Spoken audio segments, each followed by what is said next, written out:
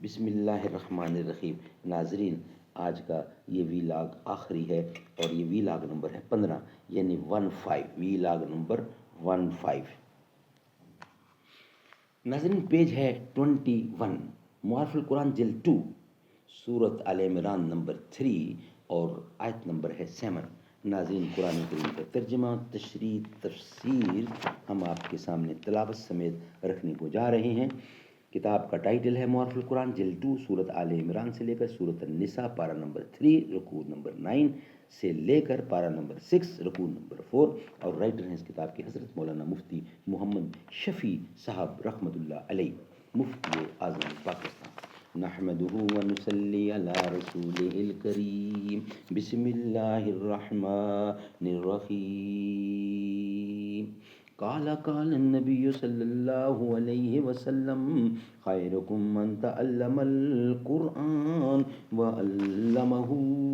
بہترین لوگ وہ ہیں جو خود بھی قرآن پڑھیں، دوسروں کو پڑھائیں، سکھائیں اور لکھائیں۔ نالا سیاد سے ہوں گے نواساں ماتیور، خون گلچی سے کلی رنگیں کبا ہو جائے گی۔ خاک میں تجھ کو مقدر نے ملایا ہے اگر، تو عصا افتاد سے پیدا مثال دانا نہ کر۔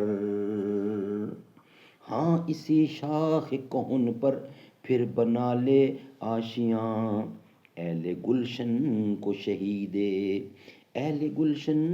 کو شہید نغمہ مستانہ کر۔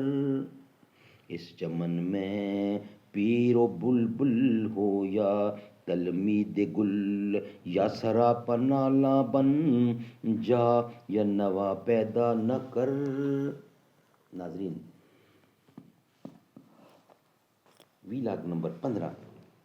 والراسخون فی العلم یقولون آمنا بہ۔ راسخون فی العلم سے کون لوگ مراد ہیں؟ اس میں علماء کے اقوال مختلف ہیں۔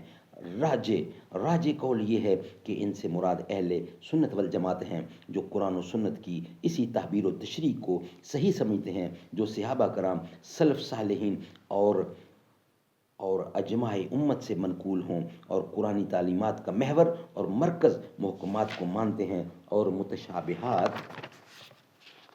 کہ جو معانی ان کے فہم و ادراک سے باہر ہیں، اپنی کوتاہ نظری اور قصور علمی کا اعتراف کرتے ہوئے ان کو خدا کے سپرد کرتے ہیں۔ وہ اپنے کمال علمی اور قوت ایمانی پر معذور نہیں ہوتے، بلکہ ہمیشہ حق تعالیٰ سے استقامت اور مزید فضل و عنایت کے طلبگار رہتے ہیں۔ ان کی طبیعتیں فتنہ پسند نہیں ہوتی کہ متشابہات ہی کے پیچھے لگے رہیں۔ وہ محکمات اور متشابہات سب کو حق سمجھتے ہیں، کیونکہ انہیں یقین ہے کہ دونوں قسم کی آیات ایک ہی سرچشمہ سے آئی ہیں۔ البتہ ایک قسم یعنی محکمات کے معنی ہمارے لیے معلوم کرنے مفید اور ضروری تھے، تو اللہ تعالیٰ نے وہ پوشیدہ نہیں رکھے بلکہ کھول کر بیان کر دیے ہیں۔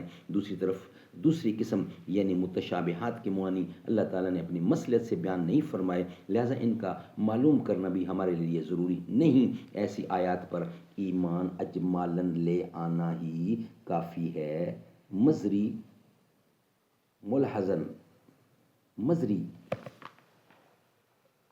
اس کا ریفرنس دیا ہے۔ ناظرین، آج کا یہ ویلاگ نمبر 15 مکمل ہوا۔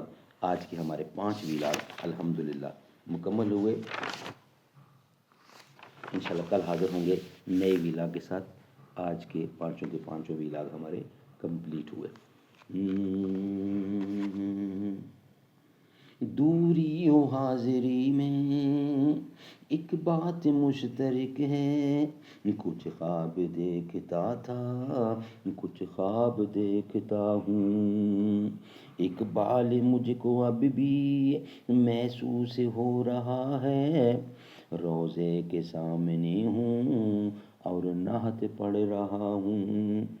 طیبہ کے سب بھکاری پہچانتے ہیں مجھ کو خبر نہیں تھی میں اس قدر بڑا ہوں۔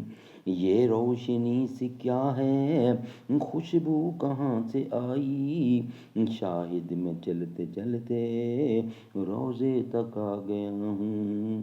ایسا کوئی مسافر شاید کہیں نہ ہوگا، دیکھے بغیر اپنی منزل سے آشنا ہوں۔